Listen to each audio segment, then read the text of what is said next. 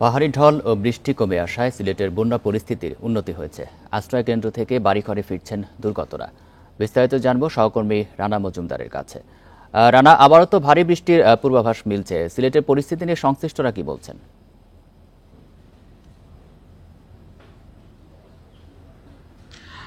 দেখুন, গতকালকে থেকেই মূলত ভারী বৃষ্টির একটি পূর্বাভাস ছিল সিলেটে, এবং গতকালকে থেকেই আমরা দেখেছি কিন্তু সিলেটে হালকা থেকে মাঝারি বৃষ্টিপাত হয়েছে, এবং আজকে সকালবেলাও কিন্তু আসলে সিলেটে গুড়ি গুড়ি বৃষ্টিপাত হয়েছে।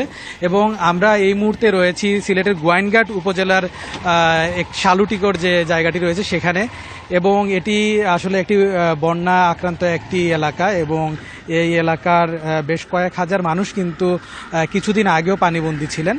তবে উপজেলা প্রশাসন এবং জেলা প্রশাসনের কাছ থেকে আমরা যে তথ্যটি পেয়েছি, বর্তমানে কিন্তু এই উপজেলা থেকে একেবারেই পানি নেমে গিয়েছে বলে তারা আমাদেরকে জানিয়েছেন। তবে পানি নামার পরেও আসলে জনসাধারণের যে দুর্ভোগ সেটি কিন্তু একেবারেই কমেনি। আমরা এখানে এসে দেখতে পেরেছি যে শালুটিকর থেকে যে অন্যান্য যে গ্রামগুলো রয়েছে, বিশেষ করে নোয়াগাঁও কিংবা অন্যান্য যে গ্রামগুলো রয়েছে, সেই গ্রামগুলোর সাথে সিলেটের যে যোগাযোগ ব্যবস্থা, সেই যোগাযোগ ব্যবস্থার প্রধানতম সড়ক হচ্ছে আমরা বর্তমানে যেখানে দাঁড়িয়েছি সেই সড়কটি। একটু যদি আপনাকে সেই সড়কের অবস্থাটি দেখাই তাহলে দেখতে পারবেন যে কতটা বেহাল দশা হয়েছে এই সড়কের।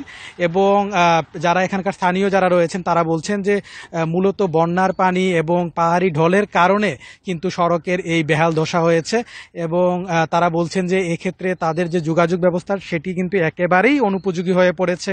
পাশাপাশি তারা জানাচ্ছেন যে তারা কিন্তু বাজার করতে যাওয়া কিংবা প্রয়োজনীয় জিনিসপত্র কিন্তু কিনে আনার যে কার্যক্রম, কিংবা সিলেট শহরে চিকিৎসার জন্য যাওয়া, এই ধরনের যাবতীয় যোগাযোগ কার্যক্রম কিন্তু তারা ব্যাহত হচ্ছে, তারা এটি কিন্তু বলছেন। পাশাপাশি তারা এই দাবিটুকু জানিয়েছেন যে যেন দ্রুত এই সড়কটি আসলে সংস্কার করা হয়, যাতে করে তাদের যাতায়াত ব্যবস্থা আবার স্বাভাবিক হয়।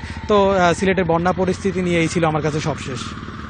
সিলেট থেকে জানাচ্ছিলেন রানা মজুমদার।